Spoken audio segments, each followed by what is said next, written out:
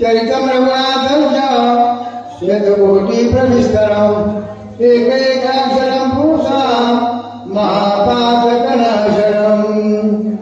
सीता रामचंद्राभ्यो नमो नमः ग्रामदेवता नमो नमः बजरंगबली हनुमान नमो नमः तुम्ही संत श्रोते माय बाप नमो नमः प्रभु रामचंद्र भगवान की जय पवन सुत हनुमान की जय एक शब्द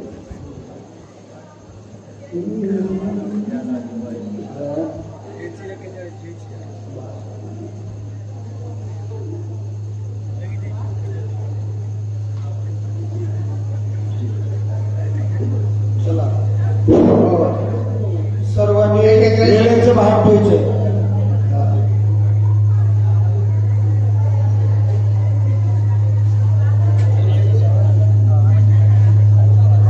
प्रभु रामचंद्र भगवान की जय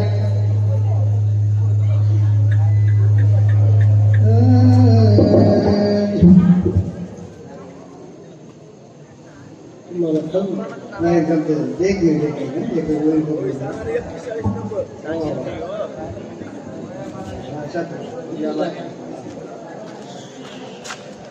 या लागी वायुनंदना करोनी उड्डाणा निशार्दे निघोर स्वय लक्ष्मणा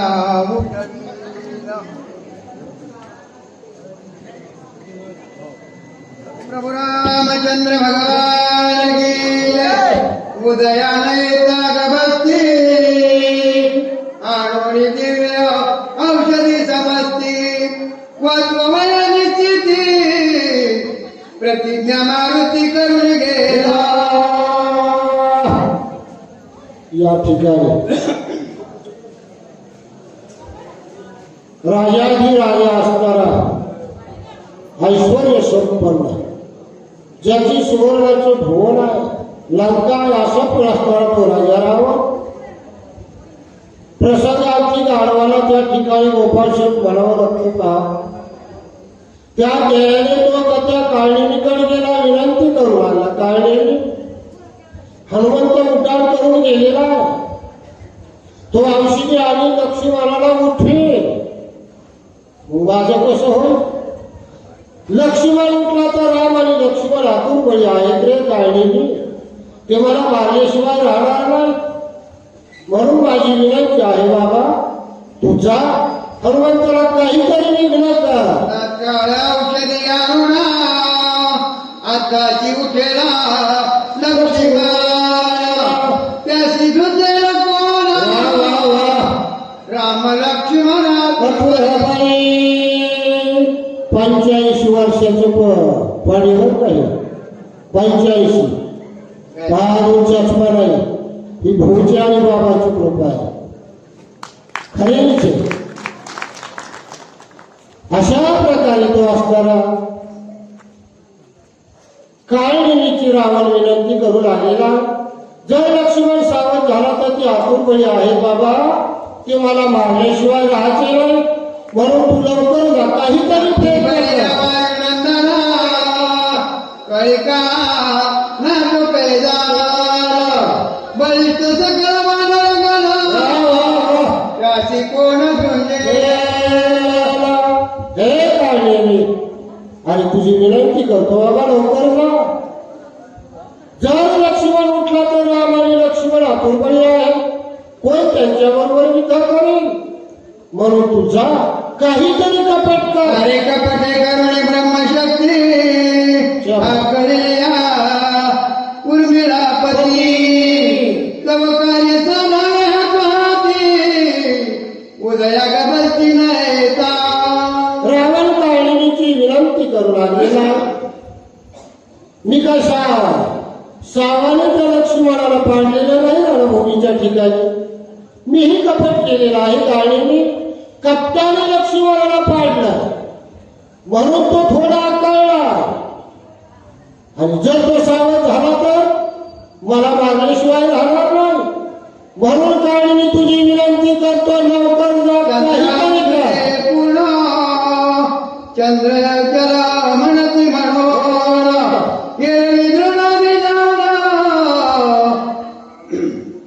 लाभा विधान विख्यात रावण काळिमीला सांगत आहे अमृताचा वर्षाव चंद्र अमृताचा वर्षाव झालेला आहे पात्या हिमालयामध्ये द्रोणागिरी पर्वतावर चंद्राचा वर्षाव झाला अमृताचा म्हणून त्याला त्या ठिकाणी चंद्र अमृत पाहिजे पहिला तो असताना द्रोणागिरी पर्वत आहे पण तिथं अमृताचा वर्षाव झाला म्हणून असताना दिली औषधी उडलेली आहे पाले चंद्रामृत अमृत संजीवनी त्याची भरा औषधी ऐसा हनुमंत असताना तो औषधी आणण्याकरता गेलेला अमृताचा विषय झाला म्हणून तिने असताना त्या ठिकाणी त्या शैल्य विषल्य आणि असणारी ती सुवर्ण अशा दिव्य औषधी त्या ठिकाणी आहे त्या आणण्याकरता हनुमंत गेलेला कपिनंदना बहुमाया करुणेला त्या शिखरावर जगना सूर्योदय जवळ होयो रावण काळिमीची विनंती करून म्हणत आहे ती औषधी आणण्याकरता द्रोणागिरीच्या दिशेला हनुमंत गेलेला कधीच त्याने समुद्राचं उल्लंघन केलेला तो लाभ गेलेला आहे आपल्या इकडं भारतात रावण काळिमीला आता लंकेत चालतोय लवकर जा आणि ते हनुमंताला देवी मायेचे लक्षण जटाधारी वल्कला अस्त्रवांगी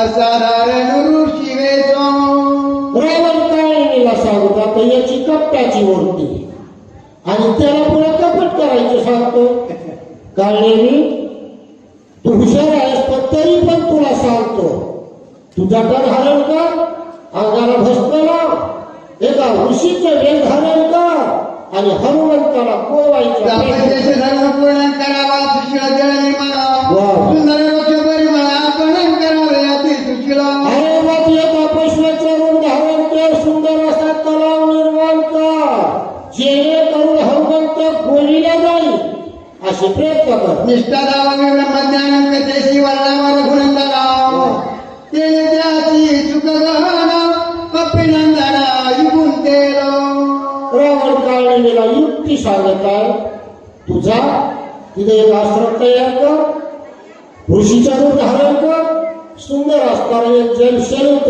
तलाव काय निर्माण कर डोळे झाकून बस श्रीराम जय राम जय जय राम श्रीराम जय राम जय जय राम आदित्य करावे हनुमंता सुरत सांगावी रामकथा जेणे गुंती पडे कपिनाथान ते सर्वथा करावे काळिमी तुला सांगतो हनुमंताला गोवायचा एकच सोपा उपाय आहे बघ ऋषीचं धारण करण रामाचं नामस्मरण करीत बस नक्कीच हनुमंत तेथे महाशूर राक्षसी प्राणी माता सगळे गाती आपण युक्तीचा धाव्याची कपिनाची ते गिळी त्या ठिकाणी असणारे एक ग्राही आहे ग्राही स्वर्गातली अप्सरा होती शापामुळे ती मगर होऊन पडलेली आहे त्या तलावामध्ये तो तिथे जाऊन बसलाय नाही आणि मग बरोबर आलाय असे तो त्या तलावात जाईल की मगर त्याला खाईल आपलं कार्य साध्य होईल औषधी सविस्तरान देळे संपूर्ण सरोवर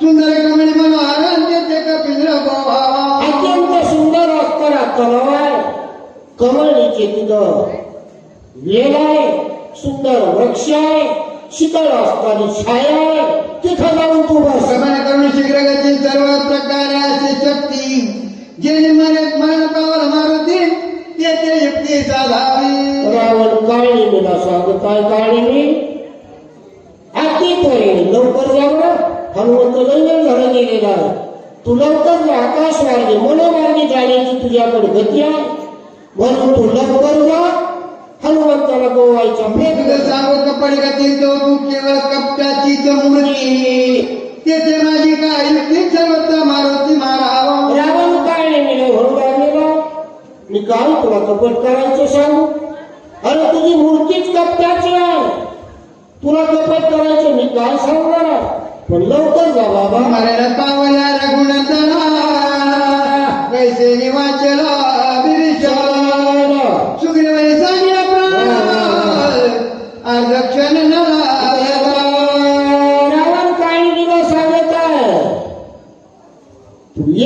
हनुमंताला जर त्या ठिकाणी मारलंस का आपलं कार्य साध्य होईल. विभीषणही जगणार नाही, लक्ष्मण तर वाचणारच नाही आणि रामही करते. नळनीळ जांबुवंता व्युत्पत्ती मराठील समजतो एवढा साधेर कार्यार्थ जरी हनुमंत मारला. रावण त्यावेळेस सांगू लागला काळनेमीला एक कार्य केलंस, हनुमंताला जर मारलास नळ नीळ जांबुवंत सुषेण असताना हे सर्व मारणारच सैन्य बरेच पडले. आता बरेच पडले बर का. तुम्हाला सांगतो ज्याच्या शेजारी झोपलेले आहेत ना ते पुढच्या जगात साफ होते आणि पुन्हा जागे त्याला चावते. प्रभू झोपून येऊ नका. पवनस्तोत हनुमान म्हणून धरले दोन्ही चरण देईला राजदा चिंता सागरी पुढत पूर्ण काय व्हावे अशी रावण त्या ठिकाणी काळनेमीला, कारण प्रसंग आल्यावर माणूस त्या ठिकाणी नम्र होतोच का. रावणावर अति प्रसंग आलेला. काळनेमीला त्या ठिकाणी विनंती करून आतापर्यंत सांगत होता. त्याच्या पायावर नतमस्तक झाला, डोकं ठेवलं, हात जोडले त्याच्या पुढं. काळनेमी एवढं कार्य कर बरं, मग ग्राणी भाग अर्धराचे तुला देतो. पथर तापुली करा, अर्धराचे तुला देतो पण एवढं कार्य कर. मग ग्राणी भागीचा बहुता पडे चरणावरी मागुता मदोतचे प्रणतवता जीवदात होई. अत्यंत ग्लानी भागू लागलेले, हात जोडले, डोळे भरून आले. रावणाने विनंती करून बारीक स्वरात बोलू लागलेला. काळनेमी तुझ्या पाया पडतोय, एवढं कार्य कर, तुला अर्ध राज्य देतो पण माझं एवढं कार्य कर. ऐकता वा वा नका अवसराला ऐकताची उत्तर तत्काळ राक्षसवीर हृदय खोचला दुधर कपट प्रकार भला रावणाचे हे शब्द ऐकले. तो विनंती करतोय, पाया पडतोय, अर्धराची धीर म्हणतोय. पण हा काळनेमी नुसता हुशार होता. रावणाचे ते शब्द ऐकले दचकला मनाच्या ठिकाणी. हृदयात विचार करू लागला, एवढा मोठा ऐश्वर्य संपन्न राजा रावण मला राज्य देईन म्हणतो. करित हरिण कश्यपू खंड विखंड केली वपू येथे अमृता कोण प्रताप हृदय रूप जिंकावया. काळनेमीने मनामध्ये विचार केलेला, हिरण्य कश्यपूने असताना असंच कपट केलं. या पृथ्वीवर एक सुद्धा वृक्षाचं झाड ठेवलं नव्हतं. बरं कपट केलं ही चांगली गोष्ट नाही. तुमच्या विषयी जर मी काही वाईट बुद्धी वाईट विचार केला तर अगोदर माझं वाईट होतं. दुसऱ्याकरता खड्डा खोदला तर स्वतः पडावं लागतं. काळनेमी म्हणू लागला, हा घराची देईन म्हणतो, कपट कर म्हणतोय आणि जर मेलं तिकडे तर राज्य कोण म्हणे. कपट साधिरे गणेंद्रे भंगी व्यापिले शरीरे कपट साधिरे चंद्रे क्षय रोग थोर व्यापिला. मागच्या असताना विचार काळनेमी करू लागलेला आहे. यापूर्वी काय काय घडलं होतं. इंद्राने कपट केलं, त्यालाही त्या ठिकाणी भंग पडली. चंद्राने कपट केलं, त्यालाही त्या ठिकाणी काही भासला. कपट करणं ही चांगली गोष्ट नाही. काळनेमी मनात विचार करतो, हा तर कपट कर म्हणतोय, कपट कर म्हणतोय, चांगलं नाही ना. हा उड जेवण घरी घेणे ऐसे मांडिले सहस्रार्जुनी हस्तपाद छेदने शेकी प्राण निमावा. काळनेमी विचार करू लागलेला, सहस्रार्जुनाने असंच कपट केलं. बापूर्वी हजार हात होते त्याला. रणाच्या ठिकाणी कधी अपयशच त्याला येत नव्हतं. नेहमी करता त्याचा जय प्राप्त व्हायचा. पण त्यांनी असताना कपट केलं. एका ऋषीपाशी कपट केलं तर त्याचे हजार हात असताना तुटून गेले, मारावं लागलं. कपट करणं चांगलं नाही. येणे रावणे जाणो सांडून या राजचिन्ह भीक मागू गेला पण सीते कोरानो ते माते काळलेली मनात विचार करीत आहे. बरं पूर्वीचा जाऊ द्या, पण काळलेली म्हणू लागला माझ्या डोळे देखता, माझ्या देखता हाच रावण कपट करायला गेला ना, पंचवटीला कपट करायला गेला. काय झाली याची अवस्था? किती मुलं मेले, किती सैन्य मेलं, याची काय अवस्था झाली. याने कपट केलं, याला दुःख भोगायची येणार आणि मला कपट कर म्हणतो. माता म्हणे देसी भोपायसी कप्तने धुळसी सपुत्र सैन्यासी मारविले. काय मी मनात विचार करीत आहे पहा. माझ्या देखता हाच रावण पंचवटीला गेला, गोसाव्याचं रूप धारण केलं, हात जोडले, आई भिक्षावाण म्हणला, आई म्हणला आणि त्याच आईला उचलून घेऊन आला. याने कपट केलेला, याचं कोण आता जिवंत राहिलं का? कोणी किती याचं वाटणं झालं. कपट करणं चांगली गोष्ट नाही गुरुजी. जनाची गती कायसी कपटे नारी ले देवाशी ईश्वर तो सामान्य मानसी भिकेशी लागला. काय नाही मनात विचार करत आहे. तुमची आमची इतरांची गोष्टी तर सोडून द्यावा, देवाची पण स्वतः देवाने कपट केलं. काय झालं त्याला? आपण होण्या रंगो बळीशी मागो द्वारपाळ केला देखा पुराणे असंख्य वाढती. वामनाचा रूप भगवंताने त्या ठिकाणी ठेवला, रूप धारण केलं. कपट करायला गेला. कोणाला? बळीला.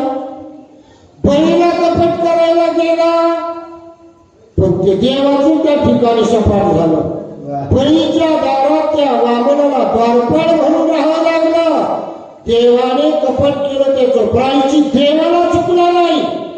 आणि हा रावण मला कपट कर म्हणतो. कपटाची वार्ता नव्हेगा सर्वथा कपट करिता कपिनाथा स्वघाताशी करावे ऐसे मानी तो. वा वा वा वा बॅटरीचा प्रवृत्ती मी झाला तुमचा काय मी म्हणू लागलेला आहे. कपट करणं ही काही चांगली गोष्ट नाही आणि हा तुम्हाला कपट कर म्हणतोय. काय करावं आता? त्याला हनुमान श्रीरामाचा किंकर श्रीराम भजनी आदि तत्पर त्याशी कपट करिता नव्हे शक्य. श्रीराम जय राम जय जय राम. काय मी म्हणत आहे. कपट तरी का साध्या माणसाला कर म्हणतोय का हा रावण? रात्रंदिवस रोमामध्ये असताना अंतर्बाह्य ज्याचं राममय अंतकरण झालेला आहे. सर्वस्व असताना त्याने राममय अर्पण केलेला आहे. असा रामभक्त हनुमंत आणि त्या हनुमंताबरोबर कपट कर म्हणतोय रावण. साधूशी कपट करणं ही चांगली गोष्ट नाही. आता इथे पुढे पाहिली साधूची व्याख्या आहे अध्यायामध्ये. संताचा छळ करणं, संताचं कपट करणं, संताला दोष देणं याचं प्रायचित भोगल्याशिवाय चुकत. पाया पडून रावणे अर्धराज्य देईल म्हणे जीवाने प्राणे राज्य कोण भोगा. काळजीने विचार केला हा अर्धराज्य देईल म्हणतोय. पण मी जर कपट करायला गेलो आणि तिकडे हनुमंताने जर मारलं तर म्हणजे आज याचं अर्धराज्य कोणी भोगायचं? आता न वाचो राहो येते तरी रावणाची करील गावाने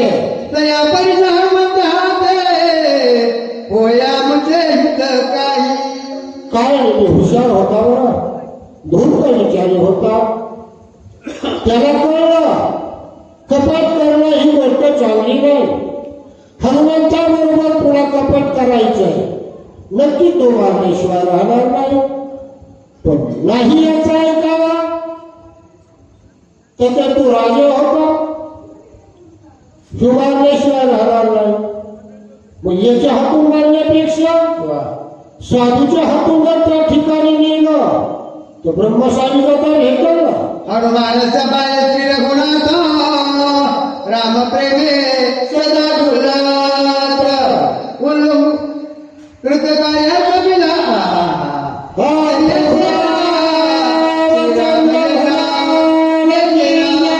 ऐसा कोणासे थोरा जो उल्लंघू शके तुझे वेगे करून नमस्कार. श्रीराम जय राम जय जय राम. असं नाही ना म्हणला बोलावं. काय नाही विचार केला, या दुष्टाच्या हातून मारण्यापेक्षा साधूच्या चरणावर तिथे जर नेलं तर ब्रह्मसारीला तर भेटल असा विचार केला. पुन्हा तो लटपट लगबगीने रावणाला म्हणू लागला, महाराज तुमच्या शब्दाचं कोण उल्लंघन करील, असा कोणाही या लंकेमध्ये तुमच्या शब्दाचं उल्लंघन करणारा तुम्ही सांगितलेलं काम करतो ना. पर्वता पावे जाऊ मारुती तेव्हा आपण गेला शीघ्र गती माया केली तिने बुद्धी ते चिंती परी जावे. किती वेळ झाला हनुमंत निघाल्याने, हनुमंताच्या वेगाला काही मर्यादा आहे का? पण एवढ्या उशिरा निघून सुद्धा काढलेली द्रोणागिरीच्या जवळ हिमालयात जाऊन पोहोचलो बरं हनुमंताच्या पुढं. तेथे जाऊन राक्षस गणन केला आश्रम निर्माण फळे गेले संपूर्ण वृक्षारोपणाची रम्य. काळीने पुढे गेला, आश्रम निर्माण केला, फळा मुळा वृक्ष सुशोभिवंत असताना त्या ठिकाणी स्थळ निर्माण आपण घेऊन यावी होत्रंत पाचवेचे निशाचरो दिशे उपाशी निरंतर गेले उत्तर कपाशी. मात्र साधूचे वेळ धारण केलं, पाठपोटी केलं, भुगळा असताना खरखर गेलेल्या डोळे घातले, जटण हरी घाला. आता जटांचा संहारण परिधान त्याचे वल्कलांबरो वाढले सुभारणाची विचित्र भासती. डोक्यावर केस, अंगावर त्याचे असणारे केस सोळ्यासारखे, झाडाची साल गुंडाळी तरुण हो, आणि बसला